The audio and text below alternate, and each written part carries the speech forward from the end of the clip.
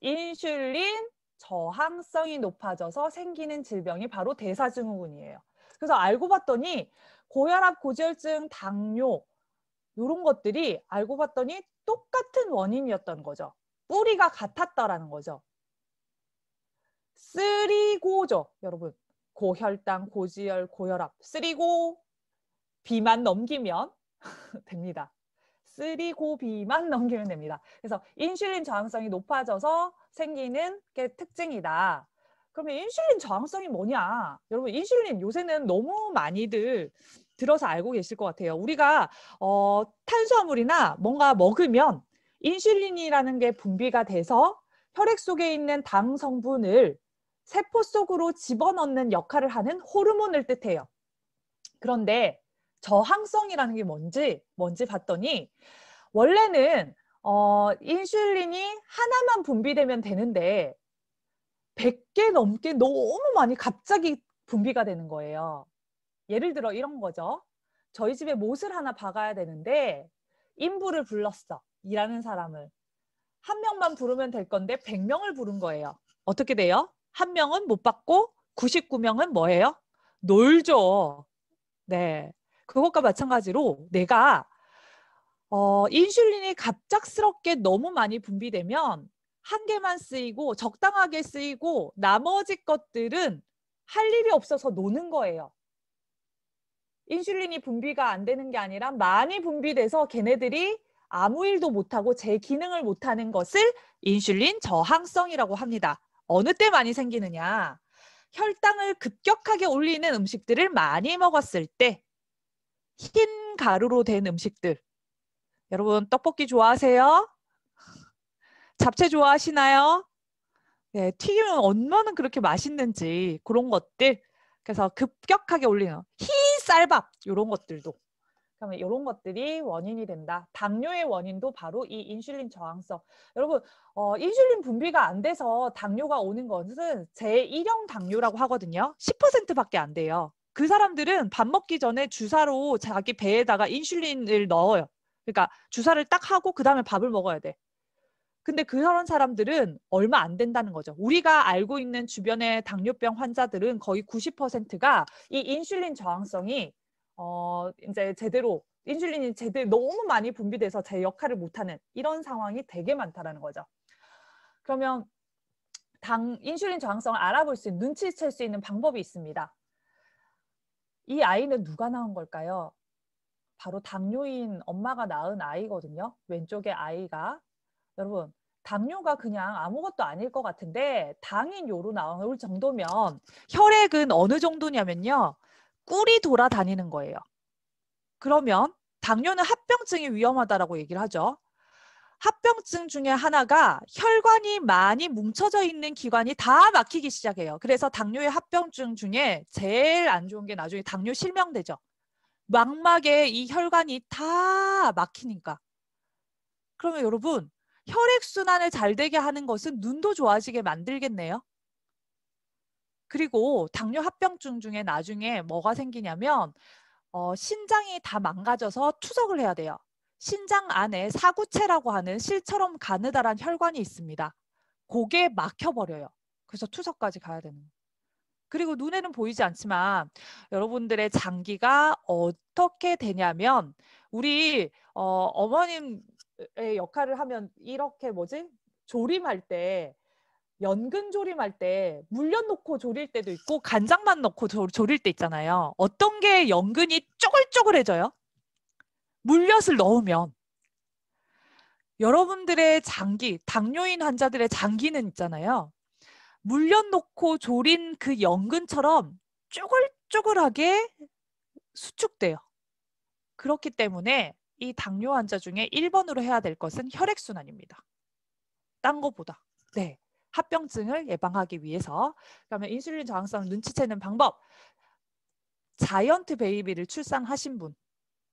이분은 나중에 인슐린 저항성이 너무나 심하니까 나중에 이런 대사증후군, 당뇨, 고지혈증 이런 것들 올 가능성이 높다. 티켓을 들고 있다라고 생각하시면 돼요. 배고픈 거 못 참는 사람 있잖아. 나 당 떨어졌어. 이런 분들. 인슐린이 제 기능을 하면 안에 있는 것도 끌어다 쓰고 그다음에 내가 갑자기 혈당이 확 떨어지고 이런 일들은 별로 없거든요. 그런데 그 기능을 못하기 때문에 당 떨어졌어 이러면서 못 참는 거예요. 세 번째, 피곤하거나 힘이 들면 자꾸자꾸 질염이 오시는 분들, 아까 소변으로 당이 많이 빠져나갈 때 질에 있는 유산균이 죽는다고 말씀을 드렸죠. 그런 분들, 종이에 손이 배면 까맣게 났는 사람들, 재생이 혈액이 탁해져서 인슐린 때문에 탁해져서 재생이 잘 안 되는 거예요. 그리고 자연유산에 집안 통틀어서 그러니까 친척들 다 통틀어서 자연유산이나 조산을 하신 분이 있으시면 그 유전에 그래도 인슐린 저항성이 높다는 이런 얘기입니다. 네. 그래서 이런 분들 더 주의를 해서 건강관리하면 좋을 것 같고요. 늦지 않았어요. 네. 제2형 당뇨병의 원인으로 옳은 것은 무엇일까요? 하나, 둘, 셋 하면 손가락으로 표시해 보도록 하겠습니다. 하나, 둘, 셋! 네, 맞습니다. 1번 인슐린 저항성이라는 거 그렇게 기억을 하시고요. 저는 고기를 많이 좋아하는데 고기도 안 좋나요? 단백질은 인슐린을 확 올리진 않아요. 네, 그렇기 때문에 근데 요새 저탄고지 식사요법 아시죠? 저탄수화물 고지방식 지방을 약간 섞어서 먹으면 인슐린 분비를 약간 조절해 줄 수 있어요. 그래서 지방도 나쁜 것이 아니라 섞어 먹는 것이 좋다라는 거 요거 말씀을 드립니다. 저는 골고루 먹는 것을 추천해 드립니다. 네. 쭉 넘어가서요. 이제 스트레스 보도록 할게요. 스트레스 중에는 두 가지 스트레스가 있어요.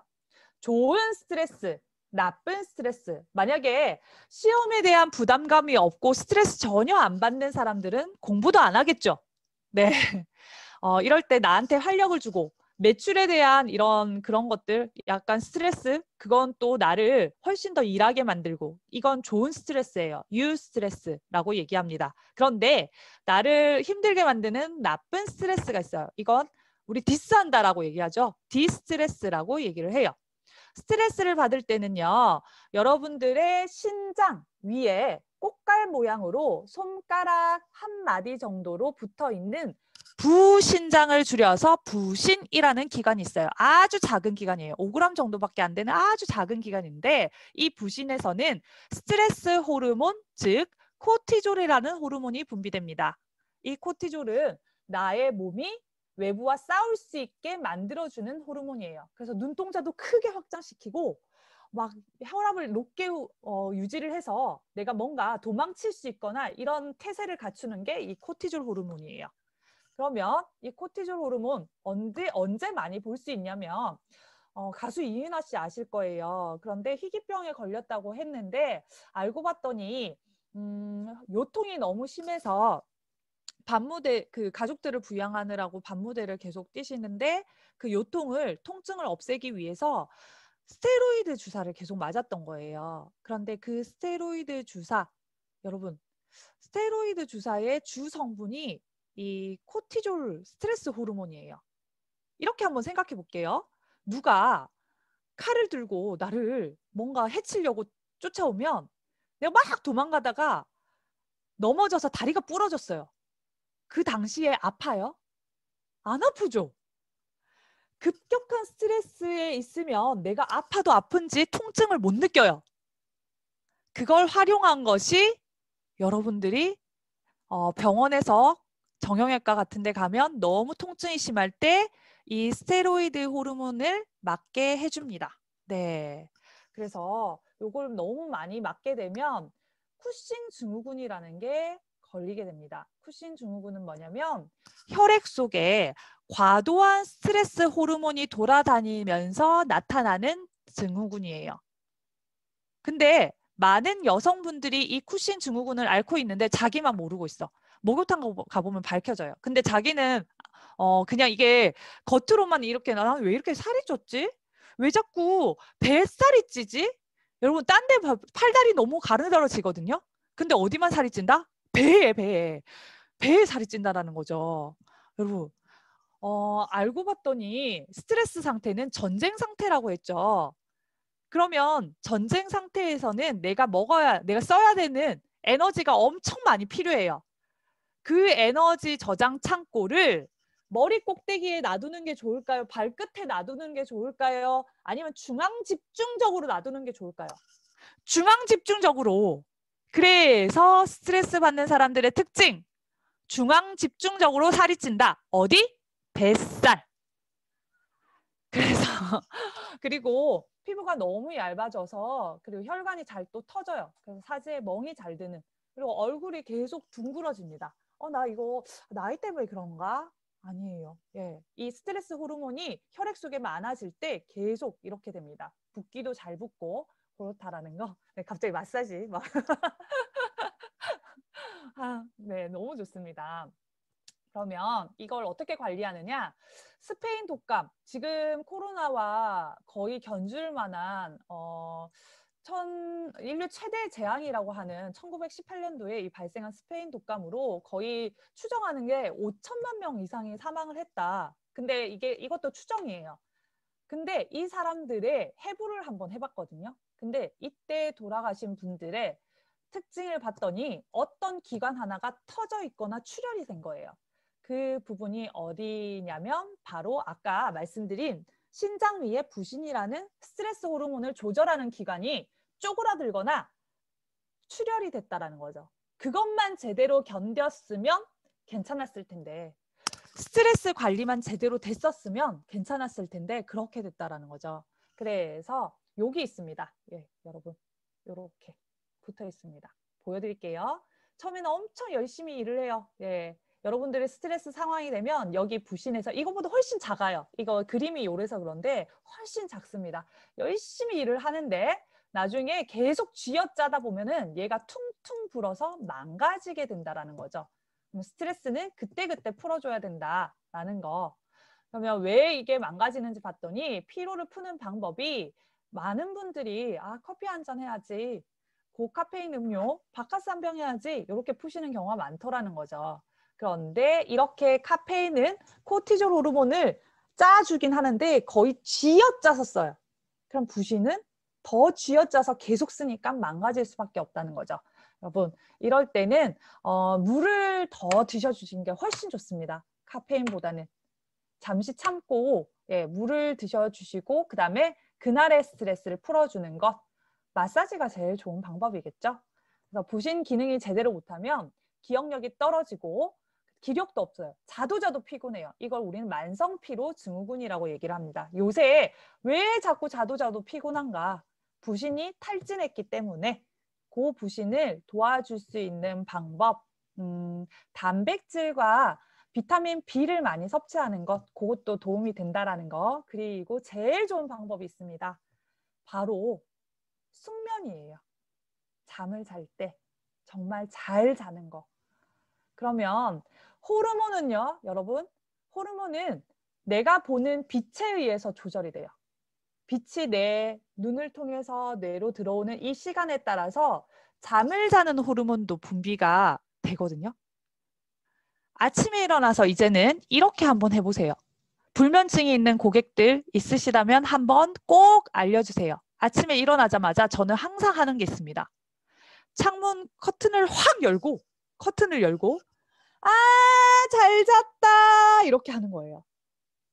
그런데 비가 오든 밖에 쨍쨍하든 여러분 밖에 빛이 내 눈을 통해서 뇌로 들어가게 되면 뇌하 수체에서 15시간 있다가 멜라토닌 호르몬을 분비해야지로 바뀌게 돼요. 생체 리듬이 바뀌게 돼요.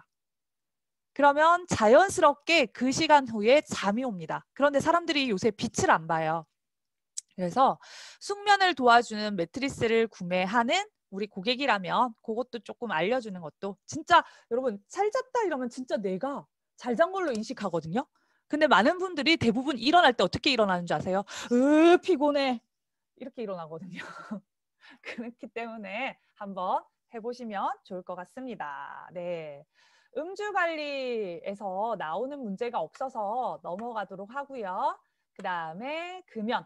네, 금연도 이 부분은 나오지 않기 때문에 넘어가도록 할 텐데 여기서 한 가지 말씀드리고 싶은 것은 요새 건강한 이게 폐가 담배를 피우면 안 좋아진다는 거 너무나 잘 알고 계신데 미세먼지, 우리 담배 한 개 피필 때마다 미세먼지가 엄청나게 많이 들어간다는 거. 그리고 꼭 공기청정기가 있어야 될 곳은 바로 미용실이에요.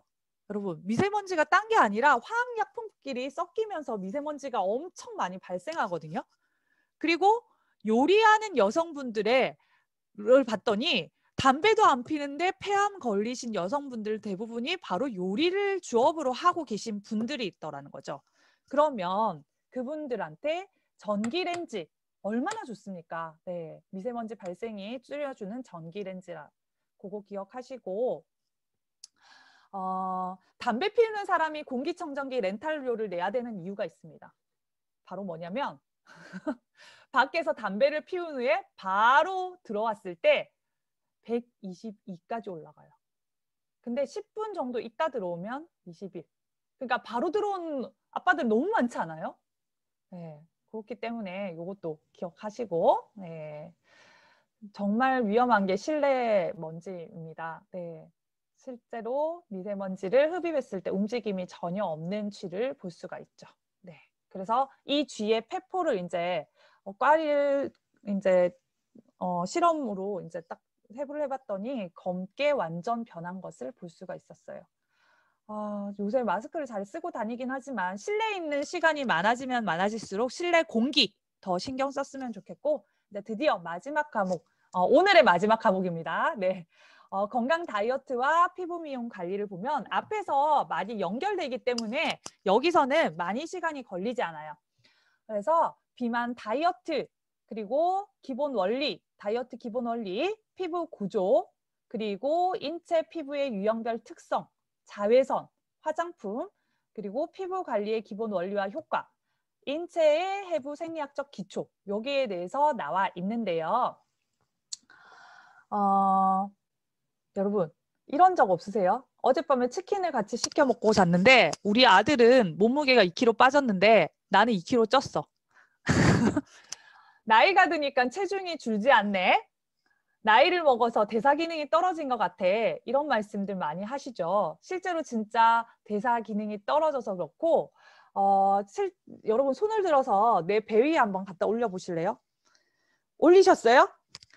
이거 한 움큼 한번 잡아보세요. 한 움큼. 딱 잡으면 그때 만져지는 그게 지방이에요? 근육이에요? 근육이었으면 좋으련만 지방이신 분들이 많으시죠. 여기에 10kg 뺄 수 있다 유태우 박사님이 이런 얘기를 했어요. 이때 만져지는 이 지방 덩어리를 칼로리로 계산을 해보면 굴비 1200마리래요. 쌀 60kg이래요. 소고기 50근을 배에 넣고 다니고 있어. 근데 여러분 너무 신기하지 않아요? 이렇게 많은 에너지를 뱃속에 넣고 다니는데 왜 힘이 없어요? 맞아요. 박영규님 부자예요, 부자. 왜 힘이 없어요? 너무 피곤해. 이 에너지만 태우면 될 텐데. 그 이유는 자동차에 연료를 엄청나게 많이 넣어놨거든요. 근데 시동을 안 걸어서 안 가는 거예요. 여러분들 지금 연료 엄청 많이 갖고 있는데 여기다가 시동 걸어줘야 돼요. 이 시동 걸어주는 게 대사예요. 대사. 대사의 기본 혈액순환입니다. 네, 대사의 기본은 혈액순환이라는 거 기억하시면서 요거 말씀드리고 싶은 게 내가 어쩔 수 없이 먹게 되는 중금속 농약, 식품 첨가물 뭐 이런 것들 있잖아요. 그런 것들 다 어디에 쌓이냐면 우리의 몸에서 제일 안전한 데가 바로 지방이에요. 지방은 이제 우리가 먹은 중금속 농약들을 싸서 더 이상 혈액 속에 돌아다니면 너무 위험하잖아요. 그걸 다 싸놓는 거예요. 그래서 그 안에 지방 안에 중금속 농약들이 다 들어가 있는 거죠. 그러면 체지방을 뺀다라는 것은 내 몸에 독소를 빼는 것과 같습니다. 그리고 한 가지 더 방법이 있죠. 중금속 농약을 뺄 수 있는 방법, 바로 땀이겠죠. 네, 땀으로 다 흘러나온다는 거. 그래서 반신욕도 도움이 된다는 거. 내 몸에 독소를 빼기 위한 도움이 된다는 거. 여기서 비만의 정의에 대해서 알려드리도록 하겠습니다. 똑같은 85kg이에요. 누가 비만일까요? 딱 봐도 이쪽인 것 같은데 몸무게가 많다고 해서 비만이 아니라 비만이란 정의가 체내에 무엇이 과다하게 축적되어 있는 상태래요? 네, 지방이 과다하게 축적되어 있는 상태. 요거 기억하시면 되겠습니다. 네, 넘어가서요. 여성의 체지방률과 남성의 체지방률 정상을 알아두시면 너무 좋겠죠? 그래서 여성은 정상 체지방률이요. 20에서 25%예요. 네, 요거 기억하세요. 남성은요. 15에서 20% 이게 정상이라는 거 요거 기억하시면 되겠습니다. 20대를 유지하면 되겠네. 이렇게 기억하시면 조금 더 쉽겠죠. 네, 이렇게 기억하시고 넘어가서요. 표준 체중 구하는 방법입니다. 시간 있을 때 지난번에는 막 자기 거 구해보기도 하고 했는데 요거 한번 그 시험 문제 나오니까 내 키에다가 100을 빼고요. 곱하기 0.9를 하시면 됩니다. 나중에 한번 계산해 보시면 되는데 여성분들은 약간 통통하게 남성분들은 약간 엄청 마른 스타일이 정상 체중으로 나오실 거예요. 아마 20년 전 몸무게이실 겁니다. 네. 저도 지금 코로나 때문에 몸무게가 너무 많이 늘어가지고 여러분 만나면 너무 좋을 텐데 저는 키가 172거든요. 엄청 크죠. 어릴 때부터 엄청 크고, 네. 그리고 저는 다이어트에 대해서 할 말이 많은 게 원래 78kg까지 나가다가 57kg 나가요. 원래 엄청 먹는 것도 좋아하고 살을 확 빼본 사람이기 때문에 진짜 다이어트에 대해서 할 말이 많습니다. 그런데 굶는 게 아니라 실제로 순환이 잘 되게 만드는 것이 훨씬 더 좋다라는 거 그거 꼭 말씀드리고 싶고 잘 먹어야 더 다이어트가 잘 된다는 거. 그래서 요거 여러분들이 출제자라면 어떻게 내시겠어요? 표준 체중을 구하는 공식을 쓰시오. 뭐 이러면 신장 빼기 100 곱하기 뭐 1번에는 0.3, 0.5, 0. 뒤에 거만 바꾸지 않겠어요? 그러니까 이 0.9를 기억하시면 문제를 푸실 수 있다라는 거죠. 어머, 최승호님 몸무게 비밀로 해드릴게요. 네, 네, 네, 감사합니다. 최애리님 감사합니다. 네, 쭉 넘어가세요. 여기서 그냥 소금구이로 먹는 게 훨씬 더 열량이 적겠죠. 여러분들 혹시 집에서 제육볶음이나 뭐 이런 거 할 때 물엿 많이 넣지 않아요? 저는 맛을 내기 위해서 물엿 엄청 넣는데 건강도 생각하지만 그래서 양념은 고열량이라는 거. 그래서 식사요법의 기본은 저열량식을 먹는 거 그거 기억을 하시고요. 생명체가 생명 유지를 하기 위해 필요한 최소한의 열량을 오타가 났네요. 열량을 무엇이라고 할까요? 무슨 땡땡 대사량이라고 하는데 뭐라고 할까요? 어머, 답이 나왔어요. 땡땡 대사량이라고 해요. 뭐라고 할까요? 기초 대사량 맞습니다. 네, 입으로 다 말씀해 주시고 계시네요. 여러분 기억하세요. 생명체가 생명 유지를 하기 위해서 필요한 최소한의 열량을 기초 대사량. 여러분 이 대사의 기본은요. 몸 전체에 수분과 영양분, 산소 이런 것들이 잘 움직여야 돼요. 그러면 다이어트의 기본은요. 혈액순환이에요. 여러분 한번 생각해 보세요. 우리 몸 전체에 산소가 움직이게 할 수 있는 방법 뭐예요? 혈액이에요. 혈액. 근데 우리 체지방을 태워줘야 된다 이런 말들 많이 하시잖아요. 체지방을 태워줘야 된다. 촛불을 태운다면 여러분 촛불에다가 뚜껑을 덮어버리면 불이 꺼지죠. 뭐가 없어서? 산소가 없어서. 우리 몸에서 체지방을 태우기 위해서 산소가 없으면 절대 타지 않아요. 그러면 그 산소를 공급해주기 위해서 꼭 필요한 것 혈액순환이라는 거. 네, 기억하셨으면 좋겠습니다. 지방을 태우기 위해서. 비만한 사람이 식사요법에서 줄여야 하는 영양소는 무엇인가요? 이건 요새 기본적으로 되게 많이 아실 것 같아요. 수분은 많이 섭취하시면 좋죠. 그 다음에 이 대사가 되기 위해서 비타민 이런 것들 섭취하시면 좋아요. 단백질도 근육량이 늘어날 수 있기 때문에 좋습니다. 답은 몇 번일까요? 하나, 둘, 셋! 1번! 네, 한 문제 맞추셨네요. 네, 1번 잘하셨습니다. 탄수화물, 이렇게 기억하시고 그다음에 세포로 넘어가도록 하겠습니다. 세포의 구조와 기능. 여기서는 요 미토콘드리아 부분만 나오기 때문에 미토콘드리아를 얘기를 해드릴 텐데 세포 내에 있는 화학 공장이라는 별명으로 많이 들으셨을 거예요. 그런데 다시 쉽게 말하면 생물과 무생물의 차이가 있습니다. 살아있는 것과 살아있지 않은 것의 차이. 바나나가 있다고 생각해 볼게요. 바나나를 그냥 그릇에다 담으면 그 다음 날에도 그대로 바나나예요. 하지만 이 바나나를요. 제가 입으로 담았어요. 먹었어요. 그러면 그 다음 날 뭐가 돼요? 네, 똥이 되죠. 나한테 필요한 이 음식이 들어왔을 때 필요한 영양분으로 바꾸고 배설하는 요것들이 바로 생물이 하는 역할이에요. 이걸 우리는 신진대사, 물질대사라고 얘기를 합니다. 그런데 그렇게 에너지로 바꿀 때 꼭 필요한 공장이 있어요. 그게 바로 미토콘드리아입니다. 예를 들어 내가 한국 돈을 가지고 일본에 가서 바로 우동을 사 먹을 수 없어요. 뭘로 바꿔야 돼요? 엔화로 바꿔야 되죠. 환전을 해야 됩니다.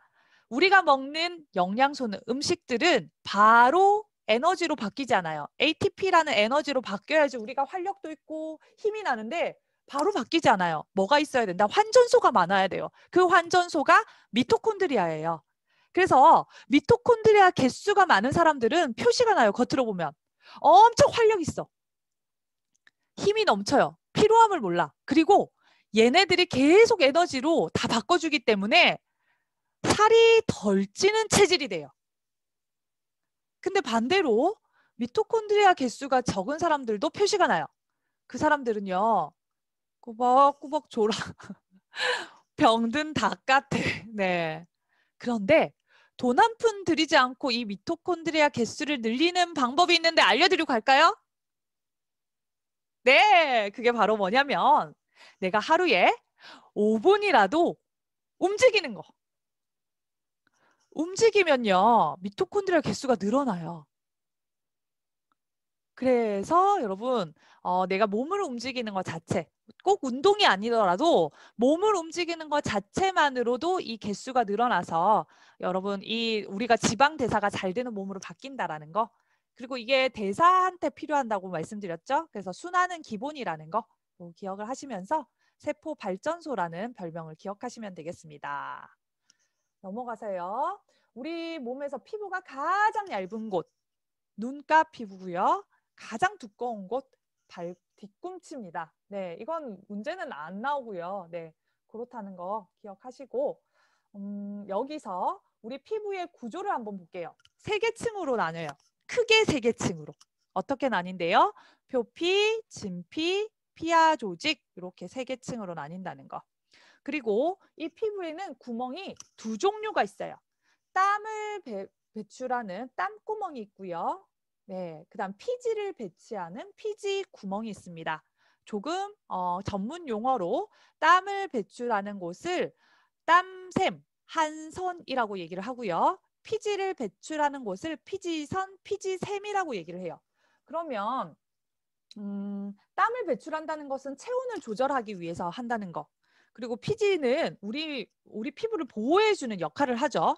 그래서 유독물질도 배설하고 세균 방어 기능도 하고 피부도 보호하고 이런 역할을 합니다. 그러면 이게 시험 문제에 나올지 안 나올지 약간 세모인데요. 피지선의 역할이 아닌 것은 1번 유독물질 배설, 2번 세균 방어 기능, 3번 피부 보호, 4번 체온 조절. 정답은 무엇일까요? 몇 번일까? 하나, 둘, 셋! 네, 맞습니다. 4번이라는 거 잘하셨습니다. 그러면 여기서 우리는 요걸 좀 아셨으면 좋겠습니다. 표피는요, 이 포장지 피부예요. 이 포장지 피부에서 진짜 피부인 진피로 이제 넘어가게 되는데요. 이 진피가 얼마나 건강한지에 따라서 우리의 피부가 달라지는데 앞에 거 문제에 안 나오니까 이제 조금 넘어갈게요. 그래서 여러분들께 필요한 부분 알려드리고 싶어서 이 부분으로 왔습니다. 피부 조직 중에서 가장 두꺼운 부분, 90%를 차지하는 두꺼운 부분이에요. 여러분 넘어졌는데 내가 피부가 까졌어. 표피가 다쳤는지 진피가 다쳤는지 구별하는 방법이 있어요. 그게 바로 뭐냐면 진짜 피부인 진피가 다치면 피가 나요. 표피까지만 다치면 피가 안 나. 여러분 혹시 여기 찡겨가지고 이렇게 수포 같은 거 올라온 적 있으세요? 수포 같은 거? 그 한층, 그 얇은 그 한층 있잖아요. 그게 표피예요. 근데 그것도 몇 개 층으로 되어 있냐? 5개 층으로 되어 있습니다. 여러분 요거 혹시 이 페이지 보이시나요? 여기 이거 얘기 안 하려고 했는데 여러분들이 흥미로워 하실 것 같아서 요거 표피 그 얇은 층이요. 몇 개 층으로 돼 있다고요? 5개 층. 그러면 이 피부는 호락호락한 기간이 아니라는 거죠. 내가 아무리 수분 크림을 바른다고 해도 여기에 들어가겠어요? 잘 안 들어간다는 얘기예요. 만약에 너무 잘 들어갔다면 아침마다 세수할 때마다 내 얼굴은 이만해졌겠죠. 그렇기 때문에 우리는 수분을 마셔서 피부에 수분을 채워주는 것이 더 현명한 방법이라는 거. 피부가 이렇게 층별로 돼 있기 때문에. 그리고 투명층이라는 부분은요. 이 모든 피부가 다 5개 층으로 돼 있는 게 아니라 우리가 자주 쓰는 부분은 더 두꺼워야 되겠죠. 더 층이 많아야 되겠죠. 그 부분만 투명층까지 있어요. 투명층은 있기도 하고 없기도 한. 그러면 있는 부분은 어디냐면 자주 쓰는 부분 어디예요? 손바닥 그리고 발바닥. 여러분 그래서 투명층은 자외선을 반사시키는 역할을 해요. 그래서 흑인들도 이 투명층 때문에 손바닥, 발바닥이 하얗군요. 그러면 우리는 이제 배운 사람들이니까 태양을 가릴 때, 자외선을 가릴 때 이렇게 가리는 것이 아니라 어떻게 가려야 되겠어? 그죠, 그죠. 이렇게 가리시면 나 배운 여자야. 이렇게 된다는 거죠. 나 배운 사람이야. 요거는 계속 햇볕을 받아도 안 탄다. 왜? 투명층 때문에. 그렇게 기억하시면 되겠습니다. 그러면 여기서 진피에는 피가 난다고 했어요. 다치면. 그 말은 표피에는 혈관이 없지만 진피에는 혈관이 있다는 소리예요. 진짜 피부라는 진피에 혈관이 있다? 그래서 값비싼 화장품을 아무리 발라도 표피에서 진피까지 못 내려가는데 정말 내 피부가 좋아지게 하기 위해서는 이 모세혈관까지 혈액이 잘 흐르는 게 진짜 피부를 위한 방법이구나. 그래서 내가 등 마사지를 받고 나왔는데 얼굴 거울을 봤더니 어디가 하얘졌어요? 얼굴이 하얘졌어요. 왜냐? 진피까지 혈액순환이 잘 돼서. 그러면 피부 관리를 위해서도 여러분 혈액순환, 마사지와 그다음에 그 반신욕이 너무나 좋다라는 거죠. 요새 피부 관리, 피부에 얼마나 많은 돈을 쏟아붓습니까? 네, 피부과에. 근데 그런 것보다 근본적인 원인, 진피의 영양 공급은 혈액순환에 있다라는 거 꼭 기억하셨으면 좋겠습니다. 넘어가서요. 유형별 특성 관리인데요. 여기서는 딱 한마디로 요약할 수 있어요. 여러분, 중성 피부, 건성 피부, 민감성 피부, 지성 피부, 복합성 피부 무슨 말인지 딱 글자만 읽으면 알겠죠? 중성을 유지하는 피부구나. 제일 건강한 피부겠네. 여러분, 건성 피부요? 너무 건조한 거예요. 민감성 피부, 뭐 하나만 있어도 엄청 민감하게 반응하는 피부, 지성 피부, 기름이 많은 피부. 복합성은 뭐 건성이나 지성이나 이게 2가지가 막 복합되는 요걸 복합성 피부, 2가지 이상이 섞인 거 이렇게 얘기합니다. 그러면 여기서 다음 중 가장 건강한 피부는 무엇일까요? 1번 건성 피부, 2번 민감성 피부, 3번 중성 피부, 4번 지성 피부. 들어보도록 하겠습니다. 하나, 둘, 셋. 네, 3번 맞습니다. 중성 피부라는 거 그렇게 기억하시면 되겠습니다.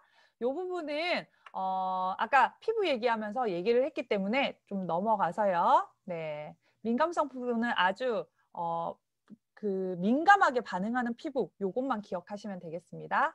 여러분 자외선에 대해서 알려드리도록 할 텐데 여러분 자외선 어디에 쓰세요? 여러분들 제품 중에서 자외선을 쓸 때가 있던데 제품이라기보다는 기술, 서비스 중에서 매트리스를 살균할 때 많이 쓰지 않나요? 네.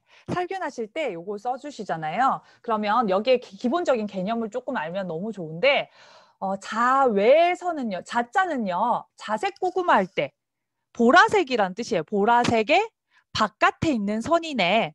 그럼 반대로 여러분 적외선은요. 뭐예요? 적외선은 적색, 빨간색의 바깥에 있는 선이네. 아, 그러면 가시광선은 뭘까요? 가능하다. 보는 것이. 눈으로 볼 수 있는 광선. 가시광선이라고 합니다. 그래서 빨주노초, 파남보 이런 식으로 구별되어 있는데 그 바깥쪽에 보이는 선을 자외선, 적외선이라고 얘기를 합니다.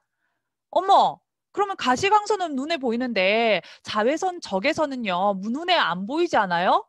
눈에 안 보여요. 강사님, 근데 컵 소독하는 거 봤더니 보라색으로요, 불이 켜져 있던데요? 여러분들이 기계 고장났다고 할까 봐 보라색 램프를 씌워놓은 거죠. 원래는 안 보이는 거죠. 근데 그 보라색의 역할, 그 자외선의 역할, 어떤 역할을 해요? 거기다가 뭐라고 적혔어요? 컵 위에다가. 살균 소독. 정말 살균하는 데 있어서 이 자외선만큼 좋은 게 없습니다. 네, 무해하면서 좋은 게 없기 때문에 여러분들 매트리스 같은 것들 자외선을 살균하면 너무너무 좋고요. 그다음에 적외선 같은 경우 여러분들 반신욕기에 좋은 거 보니까 거기 적외선 램프 있더라고. 그죠? 적외선 있더라고요. 그쵸? 그런가요? 맞으면 이렇게 오 해주시겠어요? 네네네네. 감사합니다. 네. 그럼 그 적외선은 어떤 역할을 하냐면 따뜻한 역할을 해요. 그래서 우리 막 안과 같은 데 가면 이제 빨간색으로 이제 뭐 해준다든지 물리치료 받으러 가면 붉은색으로 이렇게 해주잖아요. 그런데 그것도 램프를 씌워 놓은 거지 원래는 보이지는 않는다는 거죠. 온열이 있어요. 온열감. 혈액순환이 잘 되게 만드는 거예요. 아까 할머니 손은 약손 같은 역할이에요. 약손. 그러면 걔는 살균 목적이 아니라 무슨 목적? 치료 목적으로 쓰이네. 적외선은. 따뜻함을 주어서 순환을 잘 되게 만들어서. 그래서 여러분들의 반신욕기에 들어있다라는 거 그거 기억을 하시면서요. 이거 쭉 넘어가도록 할게요. 이제 쭉 넘어가셨대요. 네. 또 화장품에 대한 내용이어서 화장품 회사에서는 이런 것들 좀 집중적으로 해드리는데 여기서는 넘어가도록 하겠습니다. 이제 마지막 부분입니다. 이 부분 혹시 보이시나요? 인체의 구성. 네. 원래는 이 2000페이지가 넘는 그 교재의 원교재에 이 부분은 안 나와요. 근데 왜 제가 이걸 넣어드렸냐면 내가 건강관리사라는 인체에 대해서 조금 배우면 내 몸에 어느 기관이 어디에 붙어 있고 요 정도는 또 어떤 기관들이 있고 요 정도는 아셔야 될 것 같아서 이걸 넣어놓은 거거든요. 그래서 이거 기억하시면서 여기서는요. 어떤 게 나오냐면 순환기계 무엇과 무엇을 공급해준다? 산소와 영양분을 공급해주고 노폐물을 회수하고 혈액과 림프액을 이제 돌게 만드는 것이 바로 순환기계입니다. 순환기계는 크게 세 가지로 나뉘게 되는데요. 여러분 혈액만 맑다고 해서 순환이 잘 되는 게 아니거든요. 이 혈액이 잘 돌도록 중간에서 펌프질 역할을 하는 게 어디예요? 바로 심장이죠. 심장. 또 그 호수의 역할을 하는 게 바로 혈관입니다. 그러면 심장도 튼튼해야 되고 혈관도 탄력 있어야 되고 혈액도 맑아야 되고 요 세 가지가 바로 순환기계라는 거. 요런 역할을 한다라는 거. 요거 기억하시면 되겠습니다. 그래서 그 혹시 암 치료 받고 나서 나중에 보면 이 림프 쪽이 막혀가지고 한쪽 다리만 계속 퉁퉁 붓는 거 보실 수 있을 거예요. 그래서 압박 붕대도 감고 이런 분들 보셨죠. 그래서 그런 것들 이런 순환을 도와주면 너무나 좋습니다. 사실 암에 걸리셨던 분들은 뭐 따로 약을 먹는다 너무 조심스럽잖아요. 근데 부작용 없이 할 수 있는 게 바로 반신욕이에요. 반신욕이라는 거. 그리고 소화기계 어떤 순서로 가느냐? 입부터 넣으면 음식이 식도를 통해서 위로, 십이지장, 소장, 대장, 직장, 항문 이렇게 내려가게 된다는 거. 여러분 그러면 요거 순서 바꿔가지고 나오겠죠? 네. 그러면 요거 이 순서를 기억하시면 되겠습니다. 내가 음식 먹었을 때 내려가는 순서 요거 기억하시면 아마 헷갈리지 않고 그거 문제 맞추실 수가 있으실 것 같으세요. 거기까지 하고, 네. 그러면 내 몸에서 면역력이 떨어지는 신호를 우리 몸에서 계속 보내거든요. 그 신호를 눈치챌 수 있는 방법이 있는데요. 그 첫 번째가 뭐냐면 바로 입이 바짝바짝 마를 때예요. 여러분 언제 입이 제일 말라요? 남이랑 싸움할 때 아니에요? 네. 네, 잠깐 채팅이 왔는데. 네, 수다 떨 때. 맞아요. 수다 떨 때도 입 마르잖아요. 그런데 한번 생각해 보세요. 어린애들 같은 경우는 어릴 때 이제 면역을 잘 갖고 태어났어. 걔네들은요, 침이 줄줄줄줄 흘러 넘쳐. 넘치기 때문에 침수건까지 받아야 되고, 이렇게 해놔야 되거든요. 근데 나이가 들면서 자꾸 입이 바짝바짝 말라요. 그게 면역이 떨어졌다는 신호입니다. 뭘 많이 마셔줘야 될까요? 네. 물을 마셔줘야 되겠죠. 여러분, 내가 기분 좋은 얘기를 할 때는 입에 침까지 튀면서 얘기를 해요. 내가 건강할 때는요, 입에 침이 많아요.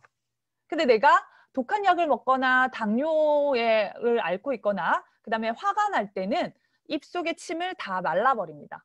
근데 이 말은 입속의 침뿐만 아니라 내 모든 장기의 물도 수분도 다 말라있다는 소리예요. 그러면 자주 화내는 사람은 내 모든 장기가 말라 있겠죠. 그래서 지혜로운 우리 선조들은 남이랑 싸우고 나서 어떻게 했어요? 바가지에다가 물을 받아가지고 벌컥벌컥 마셨죠. 정말 지혜롭다라는 거죠. 네, 우리가 화날 때 딴 거 하지 마시고 일단 물로 다스려 보는 것도 너무 좋은 방법이라는 거 그거 기억을 하시고 호흡기 건강을 위해서도 물이 너무 중요하다라는 거 꼭 기억하셨으면 좋겠습니다. 그리고 하나 더 말씀드리고 싶은 게 여러분들 하루에 몇 리터 물을 먹어야 된다라고 거의 한 2리터라고 얘기를 하죠. 물을 먹을 수 있는 그 측정하는 방법이 바로 뭐냐면 여러분들의 소변 색깔을 보면 돼요. 내가 너무 소변이 진하게 나온다. 근데 이 진한 게 탁하게 진하게 나온다. 물을 안 먹어주는 거거든요. 근데 너무 허여멀건하게 노랗게 나온다. 그 말은 또 비타민 미네랄이 부족할 때 그렇게 나올 수도 있어요. 근데 나는 강사님 저 요새 종합 비타민 미네랄 먹고 있는데요. 소변 노랗게 나오거든요. 그때 아마 맑은 소변이 나오면 물의 양은 괜찮으세요. 비타민 B2가 리보플라빈이라는 게 있는데 색깔이 노란색이에요. 그게 소변으로 빠져나가면서 쓰고 남은 것만 빠져나가는 거거든요. 그래서 게토레이 정도의 색상이 됐을 때 내가 적당하게 물을 먹고 있구나. 그리고 목을 축이듯이 마시면 되는구나. 이렇게 기억하시면 되겠습니다. 두 번째, 오줌이 노랗게 나올 때 이거 말씀을 드렸고요. 네, 그럴 때 내 면이 탁하게 노랗게 나오시는 분들. 탁한 색은 내 혈관에서 그리고 신장에서 노폐물을 잘 걸러주지 못하고 있다는 소리입니다. 세 번째, 추위를 많이 탈 때, 몸이 차가울 때 이것도 면역이 떨어졌다는 증거예요. 네 번째요. 우리 신랑 원래는 안 그랬는데 자꾸 뭐가 삐져나와요? 코털. 그러면 어떻게 했어요? 아이? 신혼 때는 깎아주시더니 아무튼 네 코털이 계속 삐져나오죠. 원래는 우리 몸에서는 미세먼지까지 걸러줄 수 있는 이런 호흡기 구조로 섬모가 엄청나게 많이 발달돼 있어요. 아까 보셨죠? 이런 빗자루. 그런데 나이가 들면서 머리털만 빠지는 게 아니라 자꾸 기관지의 섬모도 빠지는 거예요. 탈모가 돼버리는 거죠. 그래서 여기서 걸러줄 수 없으니까 어떻게 돼요? 어디 길어 나와요? 코털이 길어 나오는 거죠. 그러면 우리 신랑들 이때까지 너무 고생했으니까 더럽다고 등짝 때릴 게 아니라 네, 면역에 좋은 것들 좀 해주시면 어떨까 싶습니다. 네. 그리고 숙면을 취하지 못할 때 여러분 내가 하루 동안 내 몸을 쓰고 나면 너무너무 피곤하고 뭔가 망가지는 부분도 있지 않겠습니까? 그 망가지는 세포, 그 세포들 언제 다 고칠까요? 바로 잠을 잘 때 고칩니다. 그런데 이 잠을 잘 때 완전하게 빛을 차단하지 않으면 빛이 들어온다는 것은 내 뇌에서는 낮이라고 인식을 해요. TV 켜놓고 자거나 형광등 등불 켜놓고 자면 내 뇌는 낮이기 때문에 그 세포를 고칠 수가 없어요. 이런 분들 있으시죠? 핸드폰을요. 전화 올 때도 없는데 인터넷 쇼핑 하다가 얼굴에 떨어뜨려야 주무시는 분이 계세요. 별로 없으신가? 딱 떨어뜨려 주무시는 분. 그것도 바로 핸드폰의 이 빛이 내 호르몬이 제대로 분비되지 못하도록 만듭니다. 잘 때 성장 호르몬이 우리는 아직도 성장하고 있거든요. 세포가 성장하고 있어요. 그 잘 때 빛을 완전하게 차단하는 것만으로도 세포 성장을 위한 호르몬이 분비돼서 여러분들 몸에 있는 모든 세포를 다시 새롭게 재생시킬 수가 있습니다. 그래서 숙면이 너무나 중요하다는 거죠. 살을 뺄 때도 잠을 자지 않으면 절대 살이 빠지지 않아요. 여러분, 우리 밤을 샌다는 것도 전쟁 상태거든요. 그러면 계속 몸에 지방을 쌓아두려고 하거든요. 박용우 박사님이라고 정말 그 몸짱으로 유명한 의사 선생님이 리셋 다이어트 클리닉을 운영하고 있는데 찾아오는 환자들한테 당신 뭐 살이 안 빠져요 이렇게 말씀하시면 이렇게 한대요. 잠은 제대로 주무셨습니까? 못 잔대요. 불면증이래요. 그러면 수면제부터 먹여놓고 시작한다고 합니다. 그건 극단적이긴 하지만 잠을 자야지 최소 6시간 이상을 숙면을 취해야지 살 빠지는 몸으로 바뀐다는 거. 그러면 숙면이 우리 몸에 있어서 얼마나 중요하다는 거 그거 꼭 느끼셨으면 좋겠고 그다음에 5번째 숙면 취하지 못할 때 이렇게 말씀을 드렸고요. 6번째 자꾸 깜빡깜빡 할 때 이거는 우리 면역도 기억세포거든요. 한 번 들어온 세균, 바이러스를 기억했다가 다음에 또 들어오면 더 많은 항체들을 만들어서 공격해요. 근데 내가 계속 깜빡깜빡 한다는 것은 그 신경 전달 물질이 제대로 작동하지 않고 있다는 소리예요. 그럴 때 내 몸의 면역이 떨어졌다는 신호니까 이럴 때일수록 우리는 더 혈액순환을 더 신경 쓰고